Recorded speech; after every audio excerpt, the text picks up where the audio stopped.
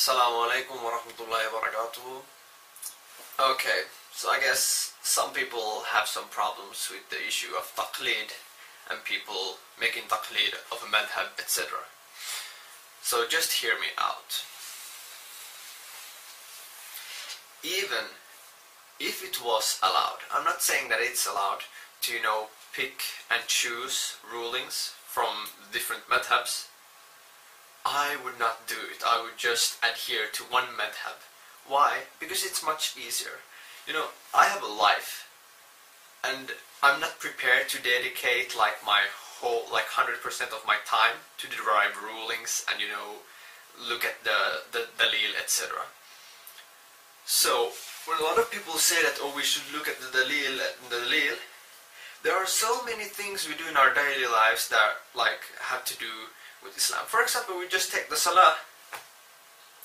I don't think it's reasonable to expect that people should, every single movement in salah and every single thing you say, that you should check every single hadith, every single ayah in the Quran that has to do with that. And then you have to check what scholars have commented upon this.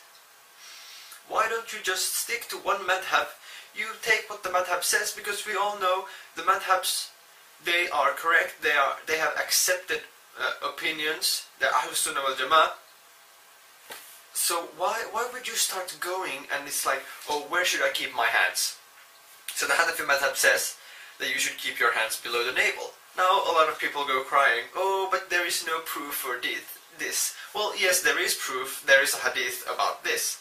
And then, we have stronger proof, Okay, then I have to start looking at all the hadiths that has to do with where should I place my hands. Then I have to look at what every single muhaddith has commented on this hadith. What will they say? What is the classification of this hadith? Someone might classify this as weak. Someone might classify this as strong. How do I know? Then I have to look at the imam, the mujtahid imam, for example, Imam Abu Hanifa rahmatullah alayh. I look at the chain of narration, where did it become weak? Is the person actually after Imam Abu Hanifa rahmatullah alayh in the chain? Then the hadith, it might have been sahih when it came to Imam Abu Hanifa rahmatullah alayh, but it became da'if after him, because there's this one not so good narrator. All these things. If you don't want to make taqleed, MashaAllah, go and study for 20 years and then you can, become mujtahid mutlaq or whatever. But before that,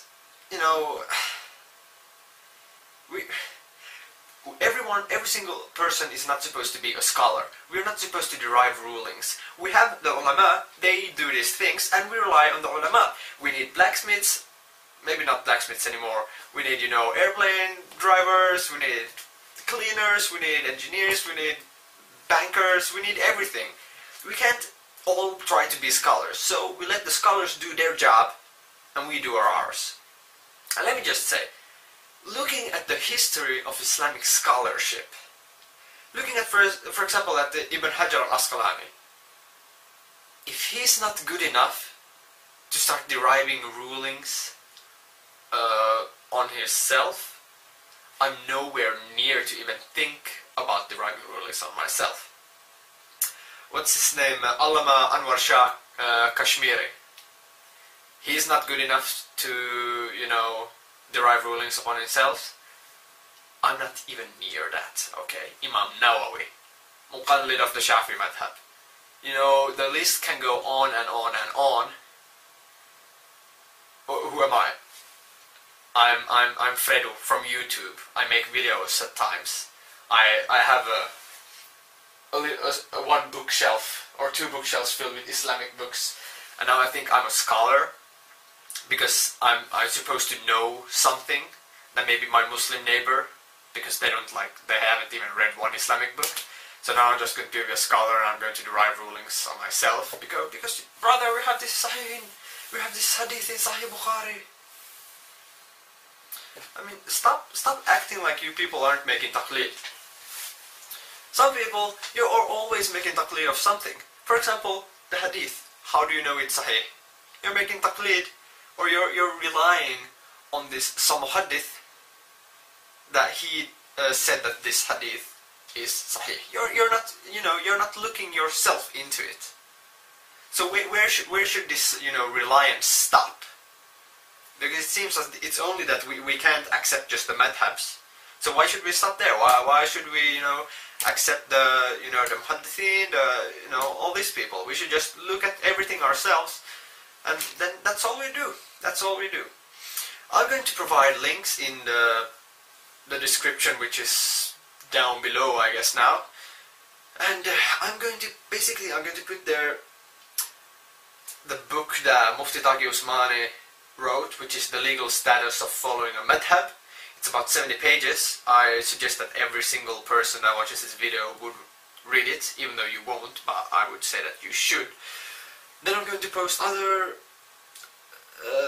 articles about understanding the madhabs, why we have to follow the madhabs. I'm going to post a fatwa on that we have to follow the madhabs.